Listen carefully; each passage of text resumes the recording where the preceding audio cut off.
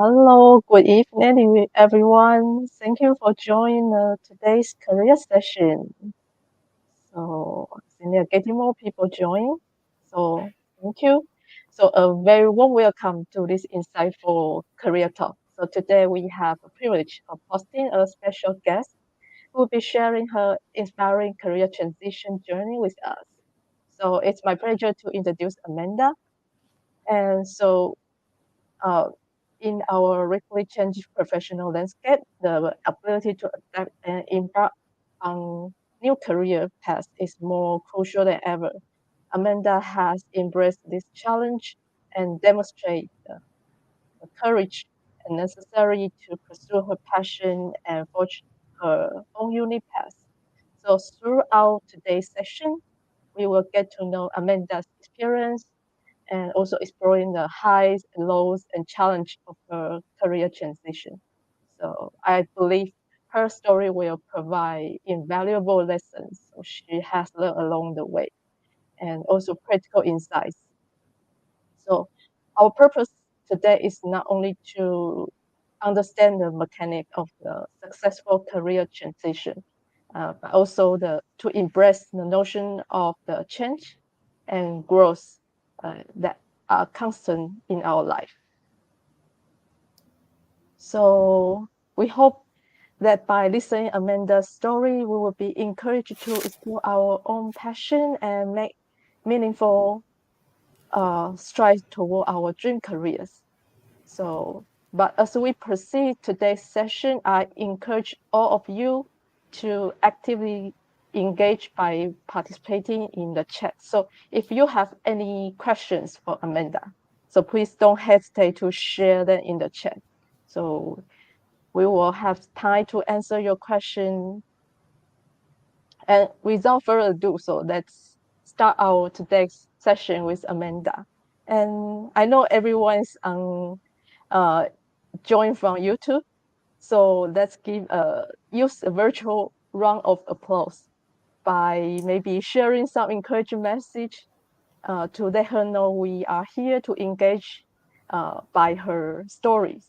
So, and of course, firstly, Amanda, so can you start by giving us a brief of introduction about yourself and your background?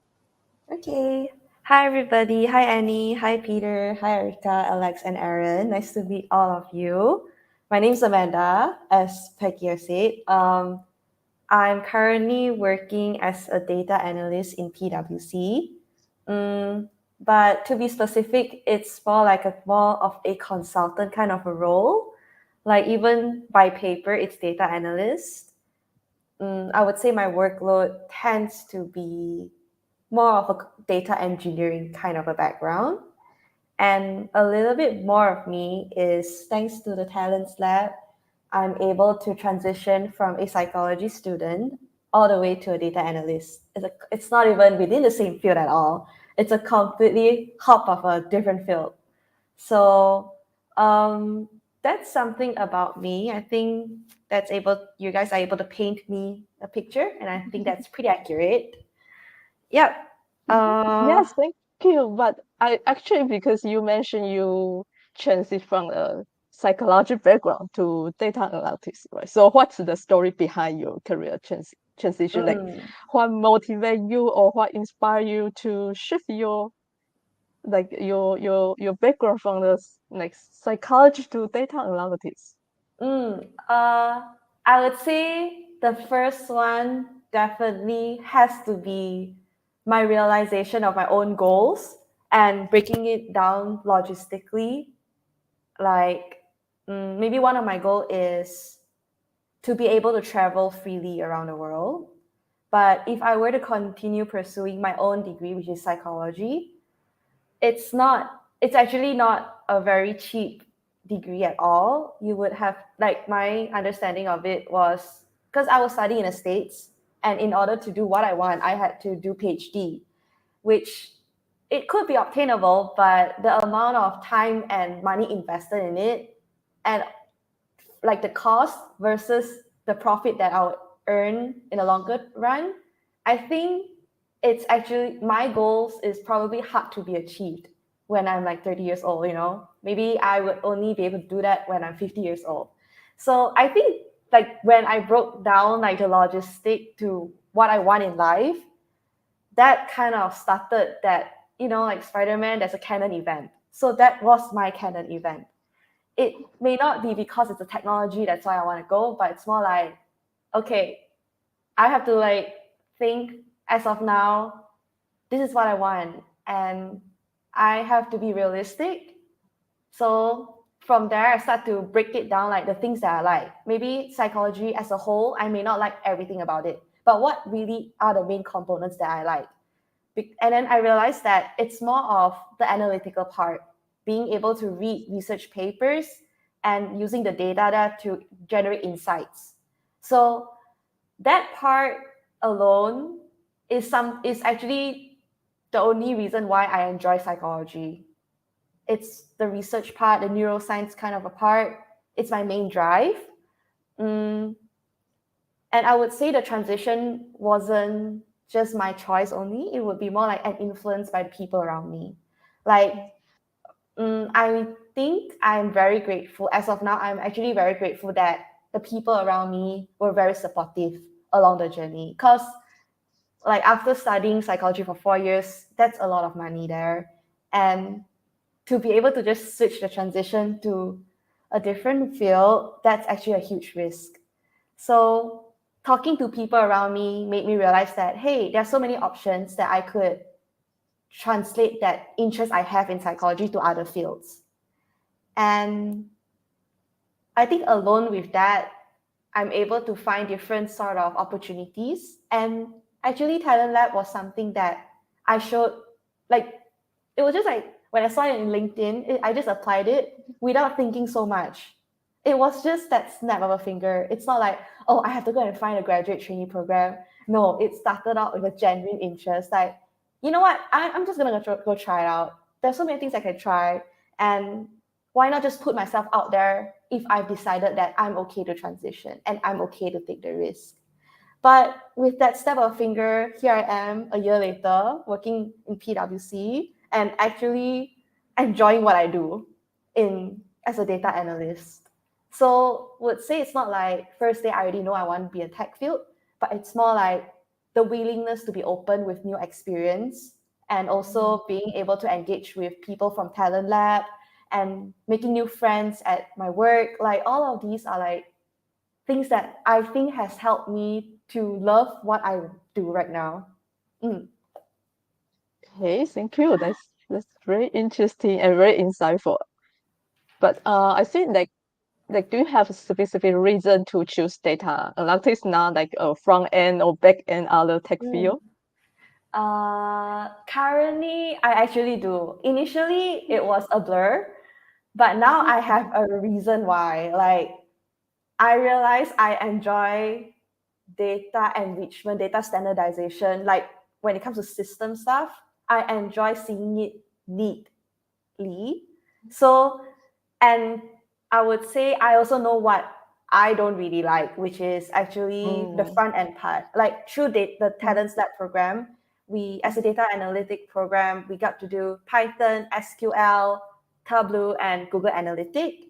And while doing Tableau, I don't think I suck at it, but I know that, oh my God, I don't really like the visualization part. Like because I get to try so many different things, it's through this experience that I get to pick what I don't like. So it's like a trial and mm, error thing. I get to eliminate the things that I don't mm, like. And of course, the more you try, the at the same time you will also know the things that you will realize that you're willing to work overtime for it. Like there's certain stuff mm, that my manage like I have my task, but I don't have to work overtime for a lot of things. However, there are items that I'm willing to overtime because I want to get it right.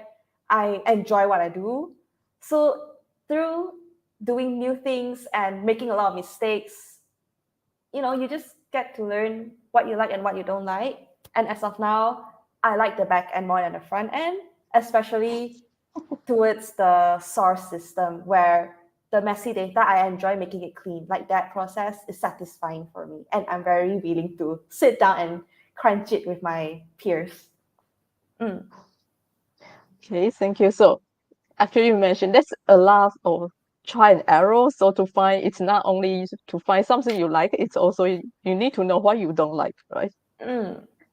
Yeah. So Yeah. is there any was there any like main challenge that you encountered during the career transition? Uh, actually, Hmm. I think I did in a workplace actually. Maybe during the Talent Lab program. I think it was. I would say the program has a structure that is easy to catch up. As long as you're willing to learn, it's actually I don't find it too hard to adapt. Like there are gonna be challenges where it's technically very hard, but with the support you have, which is your mentor, your peer, I would say it's manageable. But one big challenge that's related to this transition thing is actually at work, whereby because as of now, like the things I do are more project based. So it's like how the upper management will distribute the resources is based on individual strength and the skill set. So I am currently surrounded by peers that are from the relevant experience, such as computer science Mm, degree. They have a lot of skill set. So I mean, commonly, obviously, I would feel a little bit more incompetent, but would say that the challenge is more like how my relationship with myself. It's more actually a lot of people. Like my manager made me realize that, to be honest, as long as you're willing to learn, they are okay. They don't measure you specifically by the skill set. So, mm, of course, it's more attractive, but one thing that I found it hard to accept is that, oh, I'm never good enough to be in a new project. There's always that insecurity of like not knowing enough. mm, But being in a consultant field, I would say, like, screw that. Like, you've got to just learn it. Like, it could be hard in the beginning, but because you're willing to learn, it also implies that you're willing to make the mistake and ask for help. Like going through, it's actually not easy to ask for help when you know the people around you are very busy.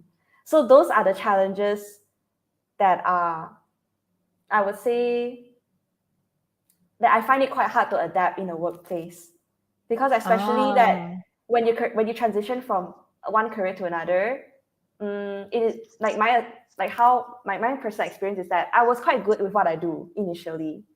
So like suddenly transitioning to another career, it's kind of hard to realize and accept that, oh my god, I actually have so many things, so much that I don't know of, and mm, to adapt that part is actually challenging, and specifically is asking for help, because sometimes you don't even know what to ask for help. Sometimes you don't even know you're stuck. It's like it's like you would need to go and like bang the wall and only realize that, oh my god, I'm stuck here. And I would say that part is my main challenge, just accepting that it like sometimes we don't know enough and we may need to ask for help. I think that's a challenge.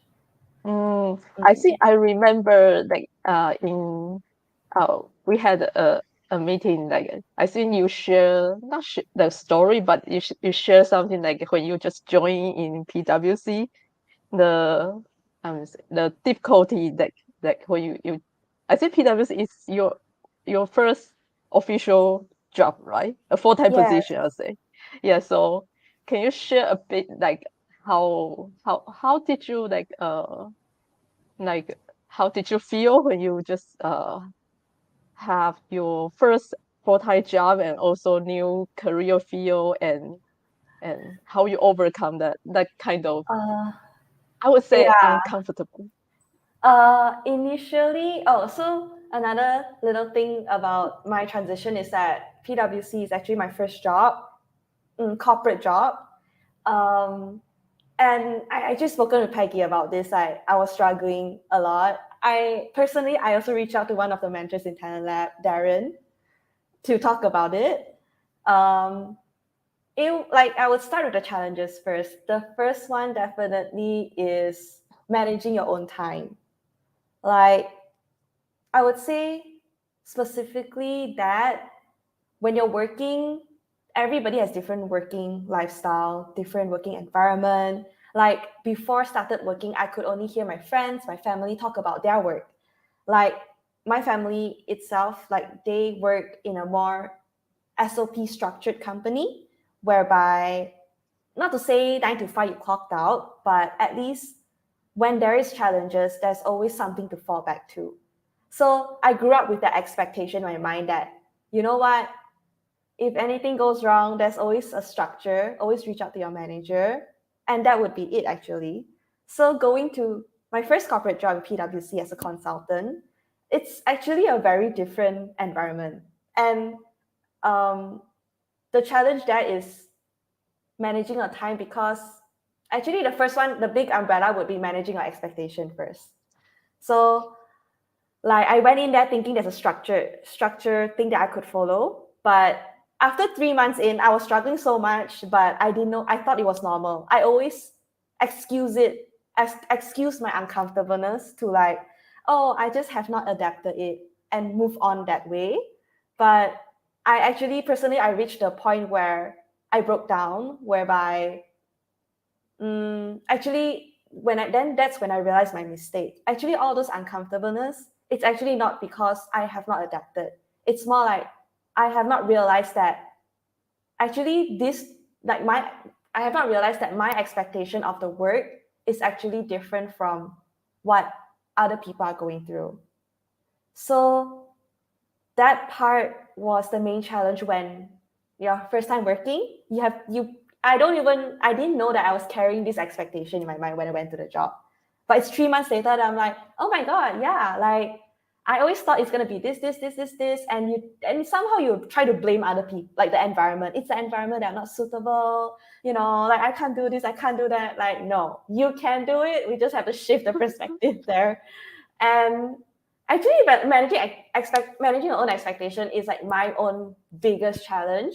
And um and how I solved it is actually talking to my manager. Like I would say my team structure is very open. So it's like my manager could be like, it's okay for me to point out that, are you sure about that, to my manager? Because like as consultant, we're working in different jobs. There's no right answer. So everybody has different perspective. So it's like my manager would want us to voice out our differences. So I think because I have this opportunity and this space that I could voice out, the solution to that expectation, that to manage my own expectation, is actually asking questions and even telling my manager that, hey, I feel overwhelmed right now and I don't know how to prioritize my tasks. Can you help me out? And I actually met a very good senior as well, where she knew my struggle. So every day, every morning, 9 o'clock, I would just ask her, hey, this is my task ABC today. Is this right? And I was thinking, then in the middle, yeah. And I think every day of doing it for like, I don't know, a couple of weeks, you kind of just get a hang of it. And right now, where I am right now, so this thing happened 6 months ago. Like right now, I am actually helping my associate, like my other peers, to manage their tasks. It's like a cycle, I guess. Yeah, Wow, that's like amazing. yeah, I would say like I realized I grown quite substantially after I guess there's a new joiner in the company. Then you realize that, actually all these challenges is not it's not on you personally. Actually, a lot of people go through this too. You just don't see it because you're in that circle, I guess. Yeah, I think it's very interesting to hear you say that because you have a psychology background. So, um, yeah, I think I'm not sure if I think is there any like transferable skill or experience from your academic background that can be it's like very valuable in your in new field like in data analysis. How did you leverage those skills during your transition? Mm, Actually, for me, it's like psychology. Like I would say psychology as an umbrella, I studied most towards the neuroscience part. So it's more the research part. Mhm. So during my undergraduate degree, I would say statistic was quite heavily integrated in what I do. So the logic thinking was always there. Like what has to come first, and And also like I also had a lot of coursework that's more like designing an experiment. So like you would need to know what comes first. This comes first, then this. Then with this, then you get to do that. So like these skills that I didn't realize that was quite transferable actually is very useful for me now. It's like whenever I have to build, because currently what I do is automating reports. I would have to build a certain workflow that take in the input and then do an aggregation some sort and then fill in cell at the end.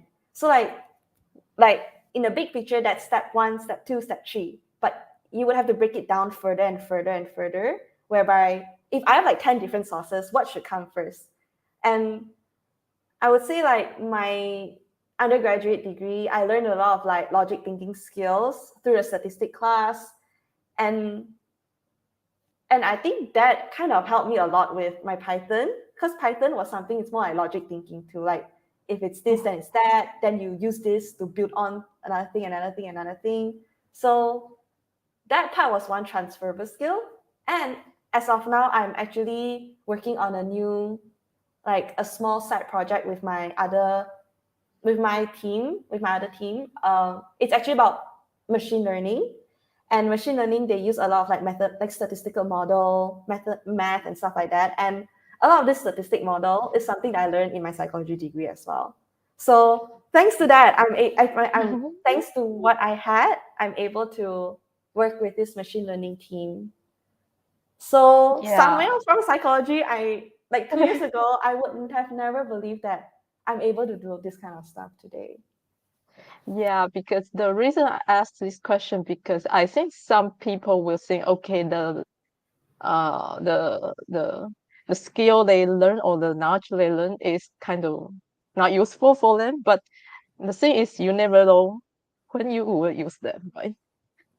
Yes, exactly. Like maybe in the beginning, it's hard to realize that transferable skill. Actually, it's more like Mm, the more you go on, it comes in handy. Like especially even the ability to transition to a career, your career. It's like you would have to be open to experience. You're willing to make the mistakes. You're okay, like especially knowing so much of your own specialization. You're still able to adapt to a different way of thinking. Because like I'm sure every different occupation or every different fields have their own way of structured thinking. So the ability to even go from this field to another field has shown that you're able to adapt, you're willing to take risks, and you are okay to learn like a very different perspective. And from what I hear from my manager, my upper management, it's something that's admirable, especially when it comes to this like era where technology is always new. Like even now, like my senior has been working here for like 5 6 years. The things that he or she learns is always different. Is it so it's like, does it really matter you're very very good at this? I would say it's actually, I would think it's more important to be able to learn different things, to have that confidence that hey, I can learn this, then like I'm actually very very good at this one and just this. So I would say I don't think anything is a waste lah, like if you transition and mm, stuff like that. I don't see any loss. I mm. feel like everybody would benefit from it. Yeah, that's so true. And I would so actually I want do you have any advice you want to give to like so your peers here, like who probably a bit hesitate to or unsure about to pursue a career outside of their academic field? So how can they overcome the the fear or maybe doubts with such Mm, transition from your psychological uh, background? I, I would say I would say having a purpose is very important. What's your intention here? I think that part, I would say that part makes it easier for me to transition, because even though I don't know exactly what I want, but I know my purpose is that I want to try new thing. It could just be as simple as that. But because I have the purpose and the intention to like, you know what, I'm just gonna put myself out there and just learn a different thing. Like I could still be doing what like if because I'm actually someone who's more not much of a risk taker. So like my strategy was like I'm gonna continue doing what I plan to do for my own like comfort zone, which was actually applying for masters. So while I'm always at it, it's my discipline and that purpose to tell myself that okay, I'm also gonna do another thing at the side where I want to try new things. And there comes so it's like an advice would just be know what you're doing. You don't have to be specific. Like take it easy. Like it could just be like, oh, for the next month, I just want to try a new thing. It could just be that. It doesn't have to be like, okay, I gotta get an A, I gotta land a job with this. Like I think by doing that, I wouldn't it depends on people, but personally I find that very overwhelming and you're building a lot of pressure on yourself because sometimes it's like no matter how hard you work at one thing, if it's too far off, no matter how good of a plan is, being able to execute it is equally important as well. So gotta balance the both of that, like being to execute it and also having a good plan. So I think my advice would be take I would like I would rather take a slower step, but it's a more steady step than a fast step to like transition. So Mm. always know your purpose. It's okay that it's slow, but make sure it's steady and something that like know what you're signing up for. I would say don't go into it blurry because it's easy to give up that way. I find that I mean I give up very easily when I don't know what I'm doing. Like it's my pattern. Like it's part of my feedback from upper management. It's like like when they want to explain stuff to me, they would always have to give me the purpose. If not, it's hard for me to relate it. Yeah. So that's my advice. Like know what you're doing, know what you're signing up for, stuff Mm. like that. Mm. Okay, that's very interesting and very insightful. And I think what you mean is like, uh, I think it really doesn't matter what you want to do, but you have to at least start, but start doing that, so you know what you don't want, what you want. Oh yeah, definitely. Right? Like if you keep planning, and you don't do it, like you never know. Maybe like 2 days in, you're like, oh my god, I never knew data analytic is like that. Honestly, like I didn't know data analytic covered so many things. So, Mm. but I guess one thing good is that because it covers so many things, there's so many space that I can find my own place. Like imagine if data analyst just one pillar. It's like I don't have enough space to settle in. So I would look at a great better side of things. Like because data analytic covers such a huge umbrella. Like as someone who transitioned here, I have a lot of different things I want to try. It's more likely that I will find my own place in Mm. that umbrella and actually enjoy what I like. Like Yeah. I like I guess like when I started Talent Lab, I think I wanted to try in I think it was just like analyzing it and then putting in a dashboard, like full cycle end to end. Like I think that's a very typical interest for a lot of people. But that's actually what I want to do. But right now, I'm actually doing a whole different thing and I enjoy what I do.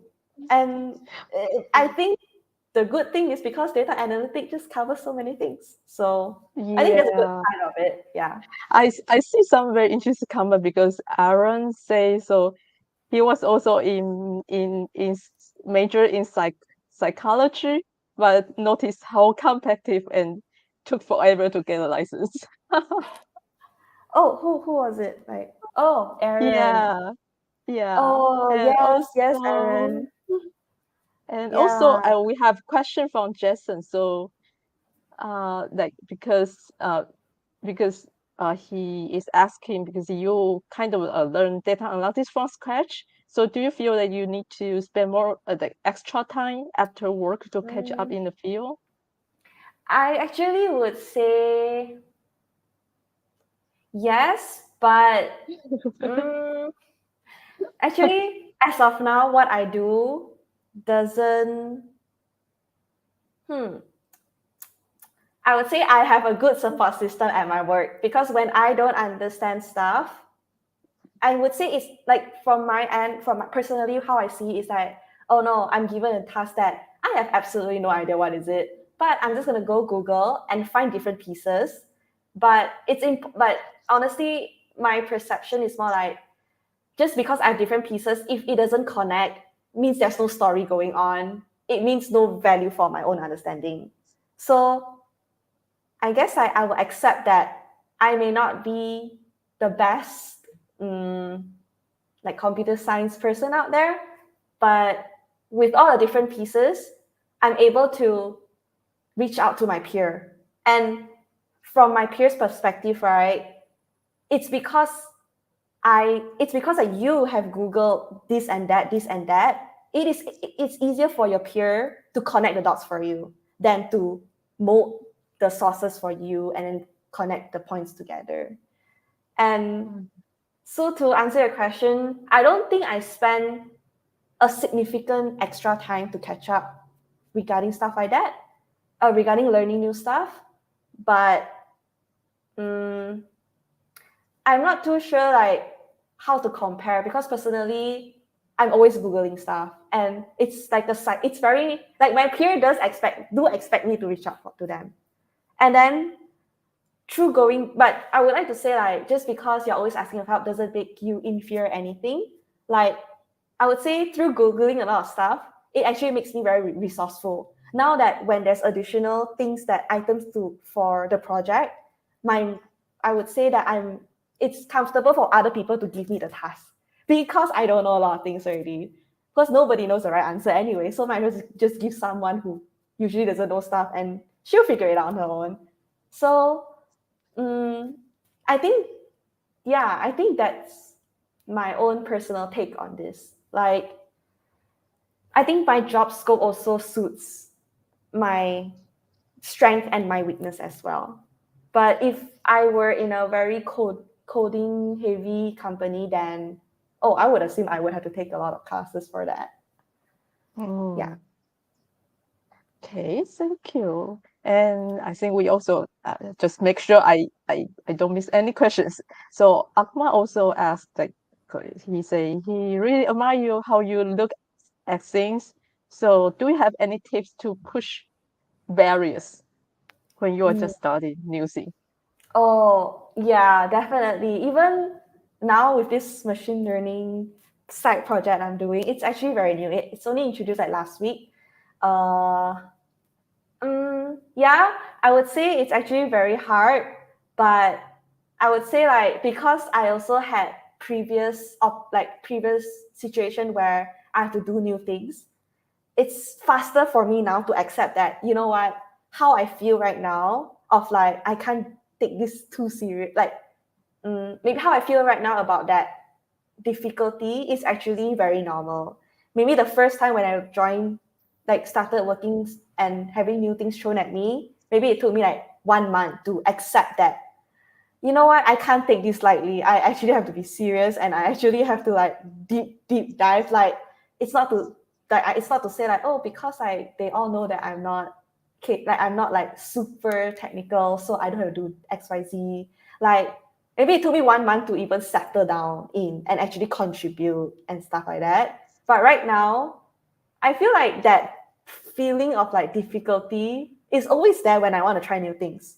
So because it happens so many times, that right now I'm able to realize that I'm able to, it's very easy for me to take a step back and say that, like, I'm feeling this way because it's a new thing. Like, let's not just waste 1 month of our time dangling there. Like, just accept the fact that it's a new thing and we all don't want to feel incompetent, but scratch that. Nobody cares whether incompetent or not. We just want to get things done. It's all about performance. Like I think I think I will always ask myself, is it really important how I feel about being incompetent? And to answer that question, it makes me feel better personally. Maybe my day will be brighter if I know I'm competent. But does it really matter to your job? It does not. Like, incompetent or not, like, let's find a way to be competent, to learn new things, Mm, to ask for help. That those stuff are the things that matter, that help your project. Because even if I don't feel competent, like, if I sulk around, maybe it makes me feel a bit better. But like, I would say, you have a job you have to do. Like, you're mm, committed to something. it's a responsibility. And if you want to suck around, then you have to be able to bear the consequence. Like other people might not be that trusting to you. Like, so I mean, I think that's a bit too straightforward, but actually that's how I see things. Like right now, like maybe the first time when I joined the workforce, I hope someone were there to tell me that you're feeling this way because you're just new to it. Because when I started Mm, new things, nobody was there to tell me. So I thought the problem was like myself and stuff like that. But that was my mistake. So I'm here to tell you guys that, like, um, I feel like not everybody is competent in every possible way. Like, and just because you're incompetent today doesn't mean you have to be incompetent tomorrow. Like, I think it is our own responsibility to like change that. Change that more like it's our responsibility to like take the step out of it. Like maybe you're still being competent, but like as long as you're pushing yourself, I think that's all it matters. Yeah, because like you can take it from me. I'm someone who's pretty insecure and anxious. Like I honestly think that I was very incompetent, and it's easy to give up and stuff like that. But like even today, I feel incompetent or not, I believe that I can get things done, and I will want to make things done. So it's a two different thing. Like just because you're mm, incompetent doesn't mean you don't get to do things. It can happen both, and you mm. just grow and grow and grow, and one day, you're just okay with it. You're like, huh, whatever. I'm still gonna get things done. Yeah. Oh, I think I would say it's get comfortable with uncomfortable. Oh yeah, like being uncomfortable now is like so normal to me. Normal as in I still feel like I don't want to go to work or like I don't want to wake up. Yeah. But like it's Yeah. like Because the time to yeah. accept that you're uncomfortable. It's like oh well, I'll just go brush my teeth. It's gonna be the same anyway. Yeah, I think sometimes because I also sometimes read some psychology article and some article say so how you feel or what you feel is not real. Sometimes it's just Mm. how you feel, but it's not a reality. Like deep Yeah. down, yeah, I mean, it's also important to take care of ourselves. Like right Yeah. now, when I feel incompetent, it's actually just me myself talking. Like if like right now, my strategy is asking for feedback from my manager. Like I will actually not every day, but like maybe every 3 months, I actually will check in with my manager. Like, hey, Mm, I want to know how I've been doing, and I mean, at least my managers are very honest with me. So if I don't do well, they will say. And when I do well, they will also say. So, and it's maybe I would say my company culture is pretty good. So, at least my team is good. mm, So, it's constructive feedback. And right now, I'm in a place where I don't have to worry I'm falling behind too much because someone will point it out to me either way. Or at least, but if, yeah, yeah. Mm. yeah. Okay. So I think because we have some more questions, so I think Parky is asking. So yes, I also want to change my career to consulting as well. That are there any tips getting like interview and pass the interview as well? Uh, actually, like the You can just opposite. share your experience. Yeah. Okay, my Yeah. experience is like I got the PwC job actually through Talent Lab. It was a 6 months graduate training program. So it's like first 3 months was more like the educational part thing where you acquire new technology skill, and the last 3 months is on the job training. I believe not everybody get to go PwC or the companies they want, but PwC was actually one of my choices. So I got PwC. I guess it was out of luck. I hope. And yeah, and my interview process was like what I like to do, and they were giving their expectation of like what they do and if it aligns with me. But I was honest to them. I said that I'm willing to try, and the things they proposed wasn't like illegal or stuff like that, of course. So it's like I think that was the process. Like it wasn't the traditional, it wasn't the stereotypical consulting interview where they give you like case studies and stuff like that. But my personal like knowledge from my peers, like I've other peers that work with different consulting firms, usually if you were to apply to a graduate trainee program under the consulting firm, I believe the interview process is not as vigorous as it is to apply a legit consultant.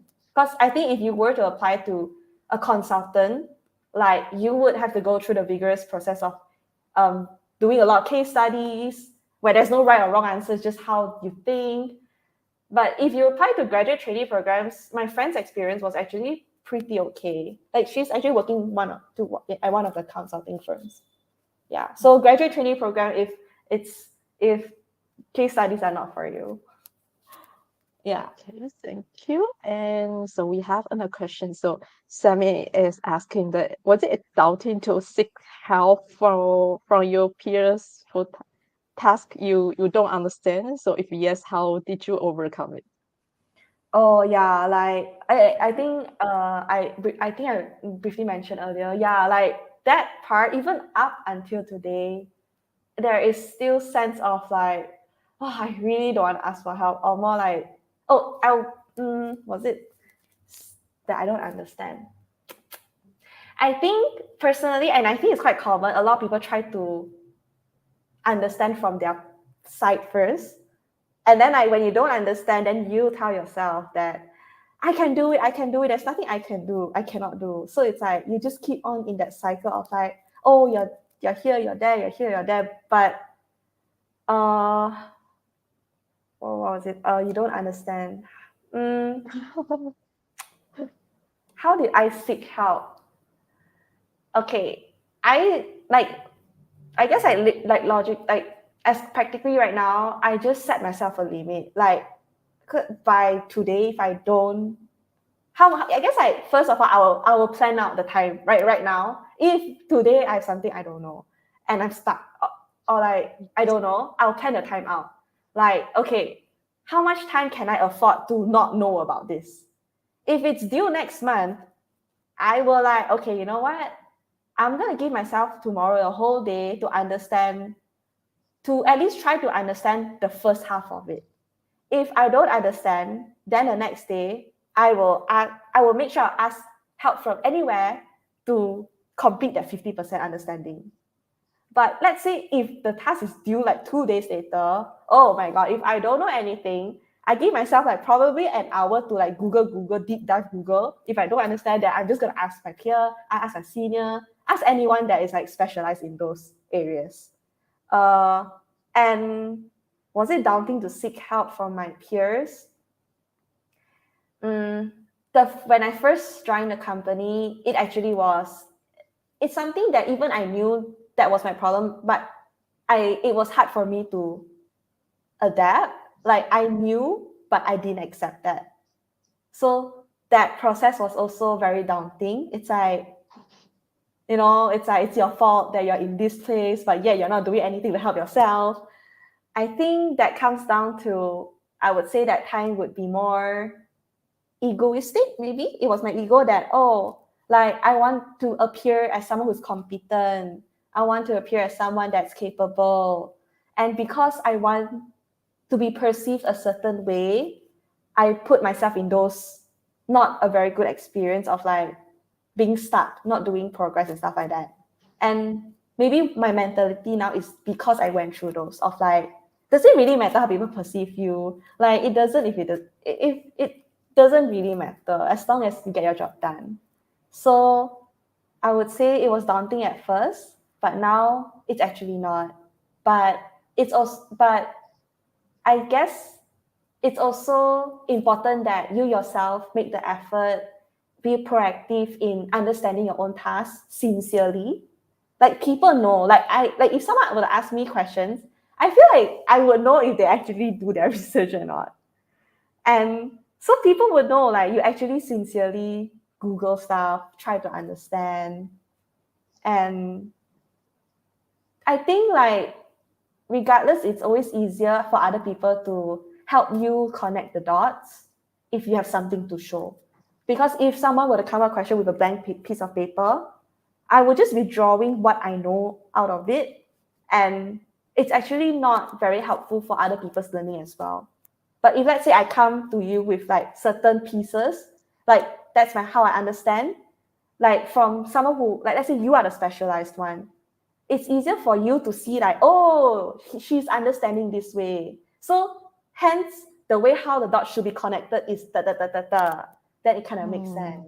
So either way, I think there comes a time you realize that, oh, asking help from your peers is very helpful for yourself. But the prerequisite is Yeah. also like you do your own research, just not too long. Yeah. Like, Yeah. oh yeah, I think another thing to add on, like, cause like every company, at least my company, we have a goal setting to do. So that's kind of your KPI. Like you have to list down your own goals, and one of them is actually asking for help. If I can't finish it within 3 hours, I have to ask for help. That is my own KPI set with my mentor. Yeah. Yeah. I think it's very important that if you want to ask for help, and at least you need to know what you don't know. So people can know how to help. If you don't know what you don't know, then it's kind of really difficult for others. Oh yes. Yeah. Yeah. Yes. And when you try and you still don't know what you don't know, then just ask, still ask, like, I mean, you try, there's nothing you can do. Like, I will still help. Like, if I'm senior and I'm specialized, I'll still help out. Like, but yeah, like, if that's the case, then just, I mean, try your best. If cannot, then just ask for help. Set your own boundary, because if you don't ask for help, if you're asking help too late, it's actually not good for your project.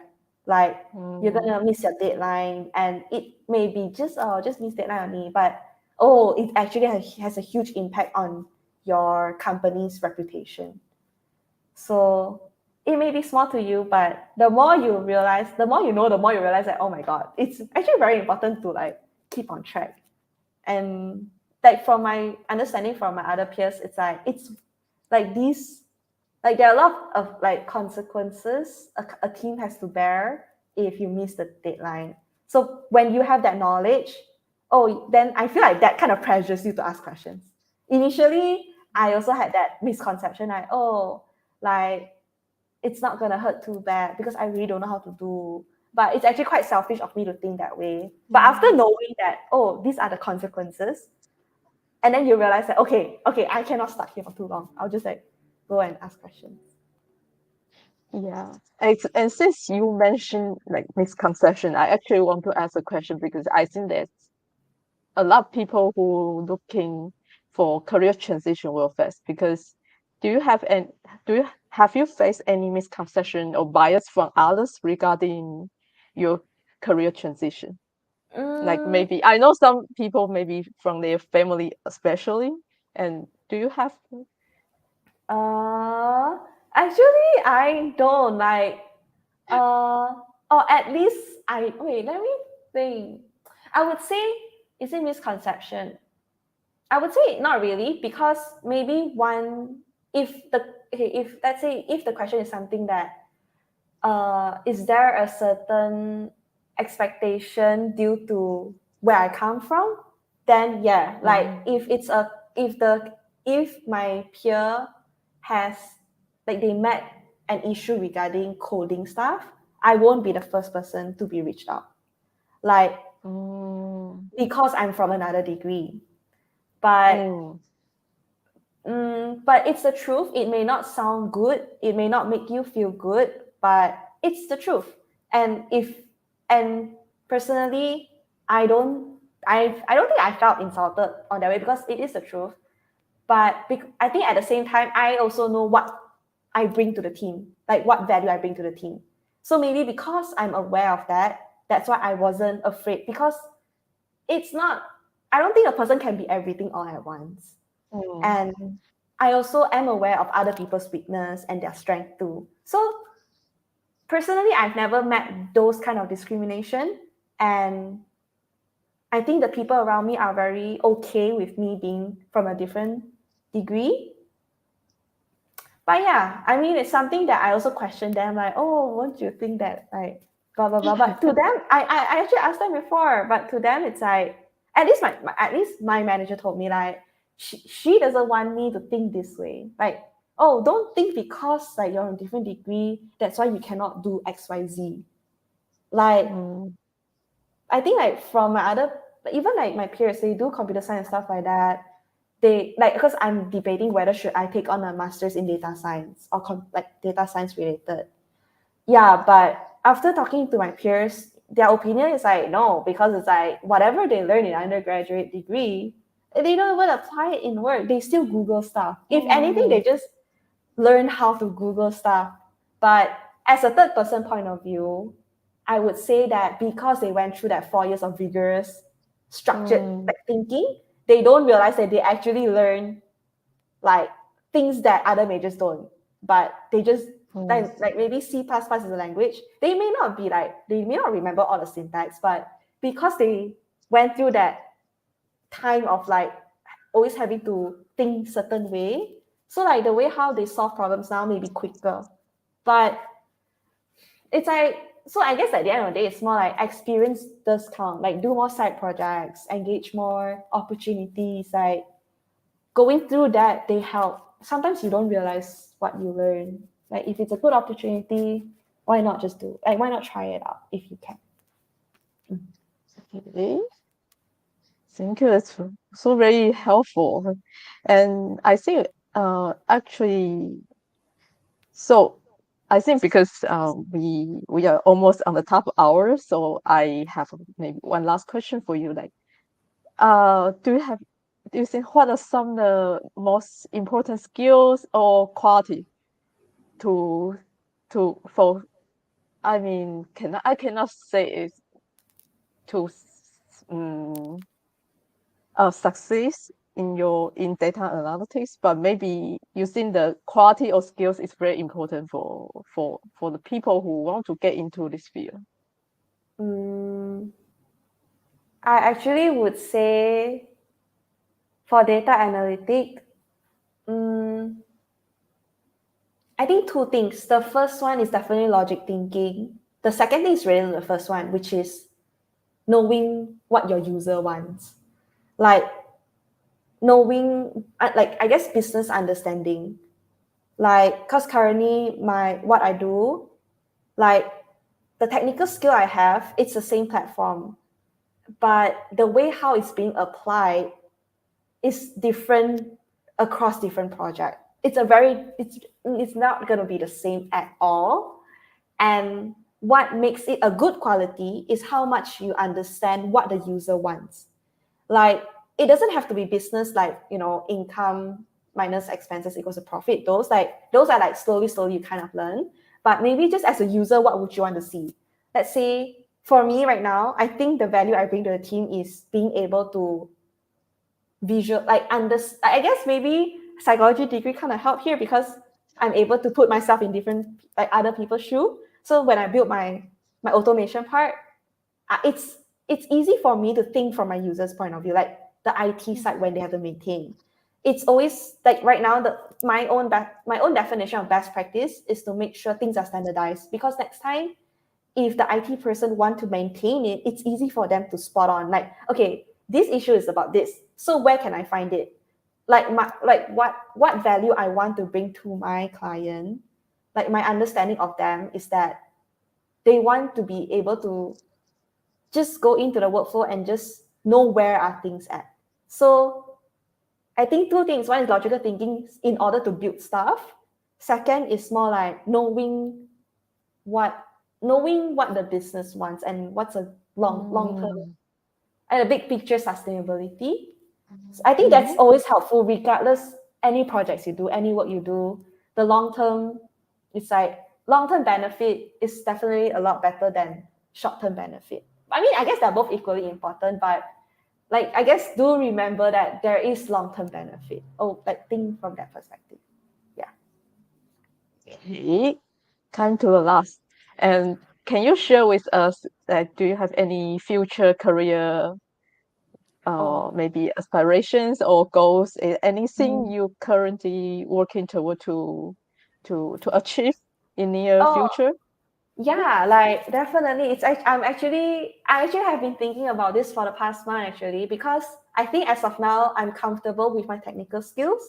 So I have that urge to like, okay, I'm done with this skill. Not done, but I'm okay with this skill. So as of right now, I'm actually trying to expand my technical knowledge in Python, like Python.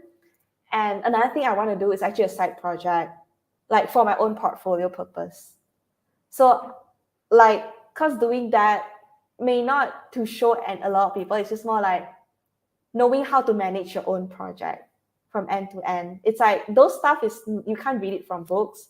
Even from your work as of now, I'm able to see what my manager does to manage the project. But when you're starting end to end, when you're doing your own side portfolio, you have the opportunity to like control and manage your own deliverable, like from the first step to the very, very last step. So I think my expectation of doing that is so that I get better in managing my own tasks. I know what's the general expectation when it comes to starting new things. Because especially in consulting, it's a lot of project stuff. Like now I may be just a tool man for my manager, but one day I would have to be like manage a project. Like I don't want to go in there. I mean, if I can foresee that, I think it's always it's benefit for me anyway. Like I don't see a downplay in starting my own like my own side project. Oh, great, thank you.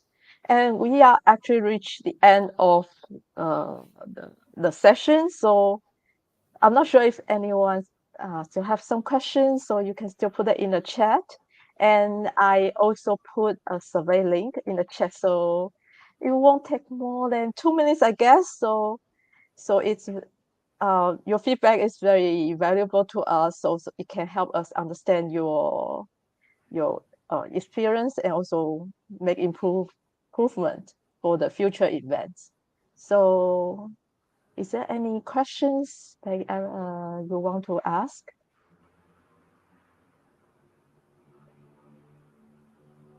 Let me check if I miss any questions in the chat.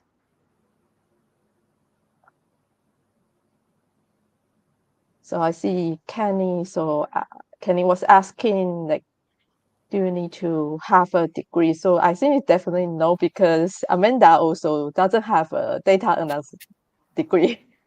Yeah, but oh yeah, but I know there's a Chinese saying that 天时地利人和. But It's in English, I don't know right what's the time, right time, right student, and right people. oh yes, right timing. Like a lot, like when like my opportunity at PwC, I would attribute a significant amount to like right timing because I know as of now the hiring process is different now, but that doesn't mean forever it will stick to like like strictly just computer science. But maybe next year they would be okay to hire like different backgrounds because it's always about balancing. Maybe last year I know I was in there because last year was like they just I think it was short-handed also, but it's a different I guess bring new people, but maybe now this year they try to be more strict. So right timing, yeah. But yeah, I think, but I guess it's also the opportunity for you is only when you are ready for that. Oh yes, and right timing or being lucky, right? In my opinion, is you have to earn those. Like you can't just sit there Yeah. and like, oh, you're lucky here. Like maybe everybody's different. Like some people is like work hard a bit, then like they get to be lucky. Good for them. But I feel like fight for your own luck. Like if let's say I never tried to apply talent lab, I didn't want to do this and that. Oh, I wouldn't be able to do what I'm doing right now. So hard work matters in luck and right timing too. So 加油, combate. 加油. Yes. Yes, can do Yeah, it, man. and yeah, I think we just reached the top hour. So I guess if there's no further questions, and so we can conclude the session today. And raise, thank you for Amanda's sharing. And I know it's holiday tomorrow in Malaysia, so wish everyone from who lives in Malaysia happy holidays Yay, happy and holidays. have a nice evening, everyone. Thank you so much.